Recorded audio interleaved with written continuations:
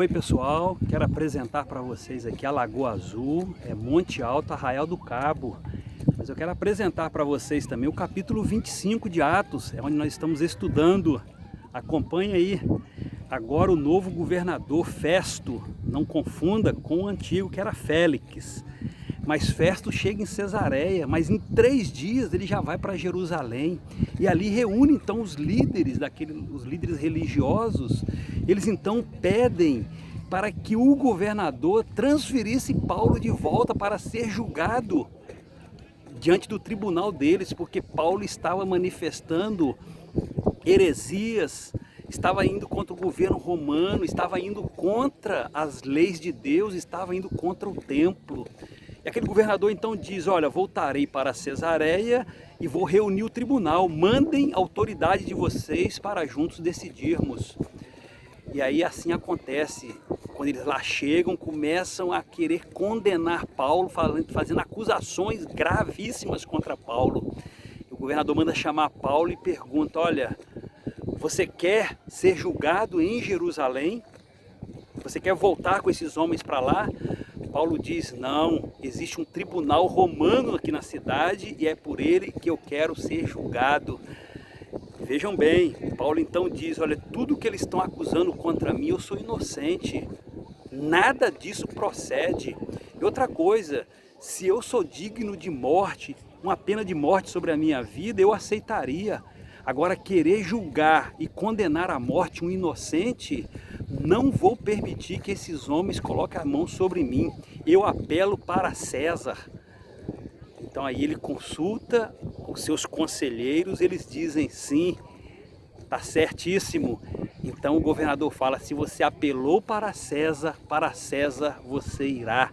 Querido, 2 coisas eu aprendo aqui nesse texto. A primeira, nós vimos aqui líderes religiosos que são fanáticos. O fanatismo distancia o homem de Deus. Nem todo religioso, ele é um religioso segundo o coração de Deus, aquilo que Deus quer que sejamos. Esses homens aqui eram os seus interesses próprios, eram os interesses em burlar a lei para tirar proveito. Nada disso agradava a Deus.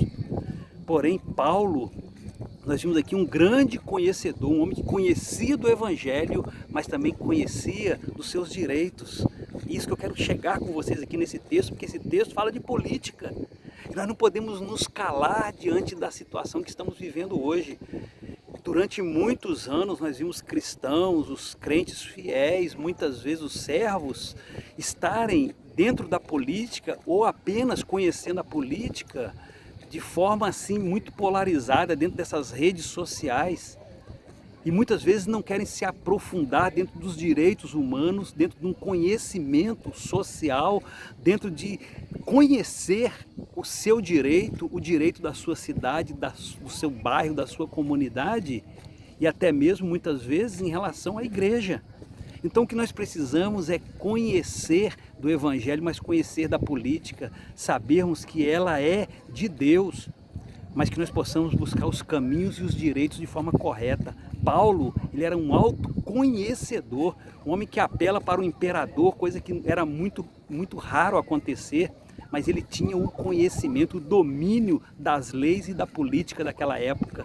Então, queridos, que sejamos assim, homens e mulheres de Deus, pedindo discernimento, visão dos céus a respeito da nossa vida cristã, da religiosidade, mas também sabermos abrir o nosso coração para entendermos a política, interagir com a política, interessar pela política e muitas vezes até militar, mesmo que não seja de forma partidária, mas a militância na área política é importante para todo cidadão. Então que Deus te abençoe e vamos caminhar juntos aí, porque tem histórias boas para a gente.